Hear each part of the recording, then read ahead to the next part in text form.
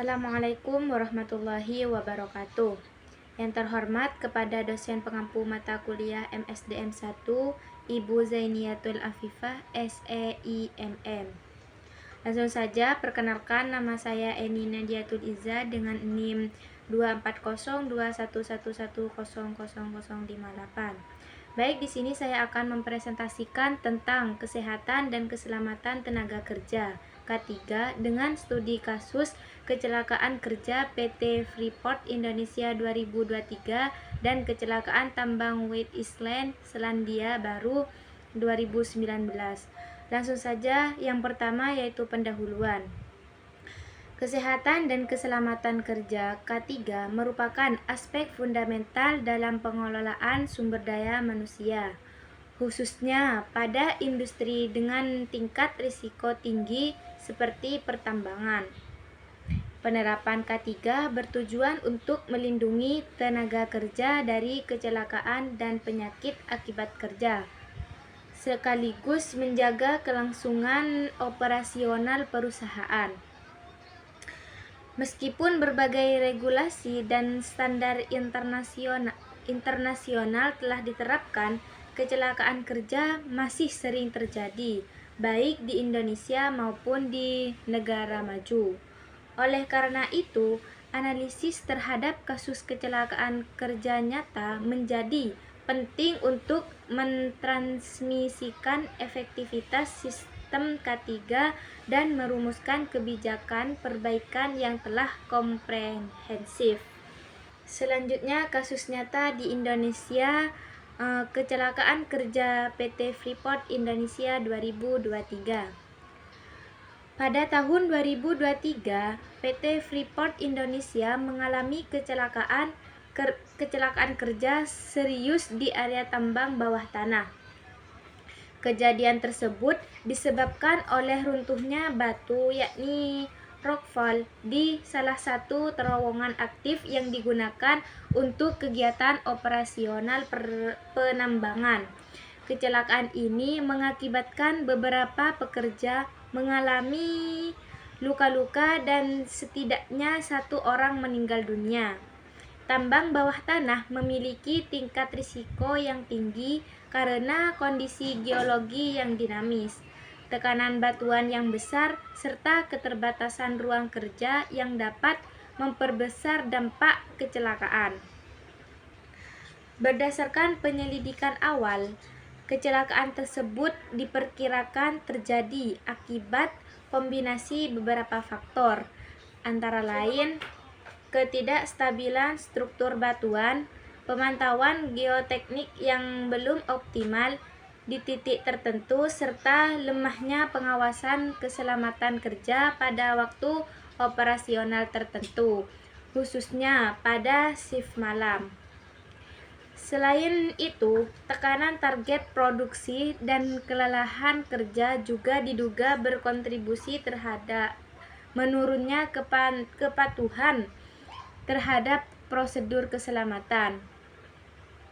Meskipun PT Freeport Indonesia telah menerapkan standar K3 yang relatif baik dan mengacu pada praktek internasional, kejadian ini juga menunjukkan adanya kesenjangan antara kebijakan keselamatan yang dirancang secara formal dan pelaksanaan di lapangan. Selanjutnya yaitu penanganan kecelakaan PT Freeport Indonesia.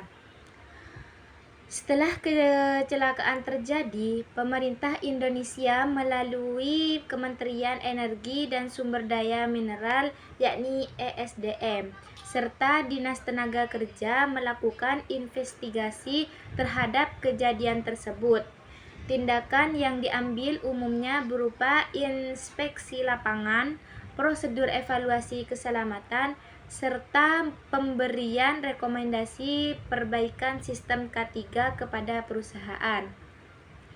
Dalam banyak kasus kecelakaan kerja di Indonesia, termasuk kasus Freeport, sanksi yang melakukan cenderung bersifat administratif, seperti peringatan, pemberian sementara aktivitas tertentu, atau kewajiban meningkatkan standar keselamatan.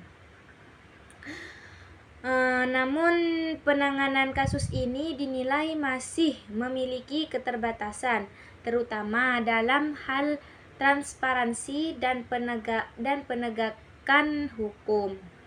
Informasi terkait hasil investigasi tidak sepenuhnya dipublikasikan kepada masyarakat, sehingga pembelajaran dari kasus tersebut tidak dapat dimanfaatkan secara luas oleh perusahaan lain. Selain itu, minimalnya sanksi pidana terhadap pelanggaran serius menyebabkan efek jera yang relatif rendah bagi pelaku perusahaan. Selanjutnya, kasus internasional kecelakaan tambang White Island Selandia Baru 2019. Kasus kecelakaan White Island di Selandia Baru pada tahun 2019 merupakan salah satu tragedi besar yang mendapat perhatian internasional. White Island merupakan gunung berapi aktif yang juga digunakan sebagai lokasi wisata dan aktivitas kerja. Pada bulan Desember 2019 terjadi letusan gunung berapi yang menewaskan 22 orang termasuk pekerja dan wisatawan. Investigasi menemukan bahwa operator tur dan pengelola lokasi tetap menginginkan aktivitas kunjungan meskipun terdapat peringatan ilmiah mengenai peningkatan aktivitas vulkanik. Faktor utama penyebab kecelakaan ini adalah kegagalan dalam melakukan penilaian risiko secara memadai, mengabaikan data peringatan dari ahli vulkanologi, serta kurangnya informasi dan perlindungan keselamatan bagi pekerja dan pengunjung. Kasus ini menyoroti pentingnya pengambilan keputusan berbasis risiko dan tanggung jawab manajemen dalam melindungi keselamatan semua pihak yang berada di lingkungan kerja yang berbahaya. Selanjutnya, penanganan kasus White Island oleh pemerintah Selandia Baru. Pemerintah Selandia Baru menanggapi kecelakaan White Island dengan melakukan investigasi menyeluruh dan transparan melalui Lembaga Keselamatan Kerja Nasional. Hasil investigasi dipublikasikan secara terbuka kepada publik sehingga masyarakat dan dunia industri dapat memahami secara jelas penyebab kecelakaan. Perusahaan dan pihak terkait yang terbukti lalai dikenakan sanksi berat berupa denda besar serta tuntutan pidana. Penegakan hukum yang tegas ini mencerminkan komitmen pemerintah Selandia Baru terhadap keselamatan kerja dan akuntabilitas perusahaan.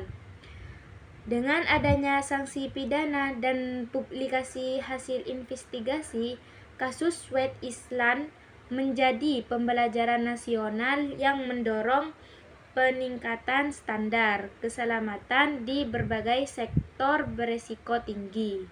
Selanjutnya yaitu analisis perbandingan penanganan kasus Indonesia dan Selandia Baru. Jika dibandingkan, terdapat perbedaan signifikan antara penanganan kecelakaan kerja di Indonesia dan Selandia Baru. Di Indonesia, penegakan hukum K3 masih didominasikan oleh pendekatan administratif dengan tingkat transparansi yang relatif rendah. Sementara itu, Selandia Baru menerapkan penegakan hukum yang lebih tegas melalui sanksi pidana dan denda besar, serta membuka hasil investigasi kepada publik. Perbedaan ini menunjukkan bahwa negara dengan penegakan hukum yang kuat dan transparan cenderung memiliki budaya keselamatan kerja yang lebih baik dan efektif jera yang lebih tinggi bagi perusahaan. Selain itu, mekanisme evaluasi risiko di Selandia Baru dilakukan secara berkala dan melibatkan pihak independen. Sedangkan Indonesia evaluasi risiko masih banyak bergantung pada audit internal perusahaan. Hal ini berpotensi menimbulkan konflik kepentingan dan meningkatkan efektivitas pengawasan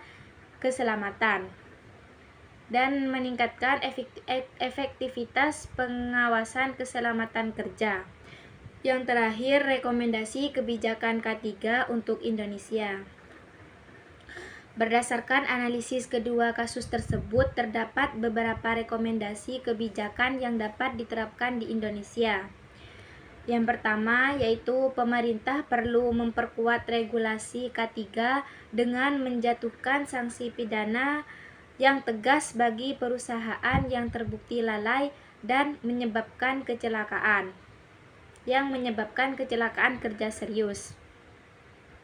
Yang kedua, perlunya kewajiban publikasi laporan kecelakaan kerja dan hasil investigasi agar tercipta transparansi dan pembelajaran nasional.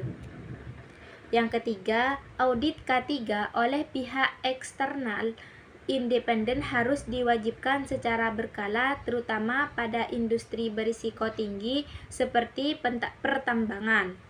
Yang keempat, pemanfaatan teknologi keselamatan seperti sensor geoteknik, sistem peringatan dini, dan pemantauan real-time perlu ditingkatkan. Yang terakhir, pelatihan K3 berbasis kompetensi dan simulasi harus diperkuat untuk membangun budaya keselamatan yang berkelanjutan. Jadi, kesimpulan dari kasus kecelakaan kerja PT Freeport Indonesia 2023 dan kecelakaan Wet Island di Selandia Baru 2019 itu menunjukkan bahwa K3 merupakan aspek krusial yang membutuhkan komitmen kuat dari perusahaan dan pemerintah. Perbedaan penanganan kedua kasus tersebut menegaskan pentingnya penegakan hukum yang tegas, melindungi, dan mengevaluasi risiko yang berkelanjutan. Dengan memperbaiki kebijakan dan praktek K3, Indonesia dapat meningkatkan perlindungan tenaga kerja dan mencegah terulangnya kecelakaan kerja di masa mendatang. Mungkin itu saja presentasi dari saya, kurang lebihnya mohon maaf. Wassalamualaikum warahmatullahi wabarakatuh.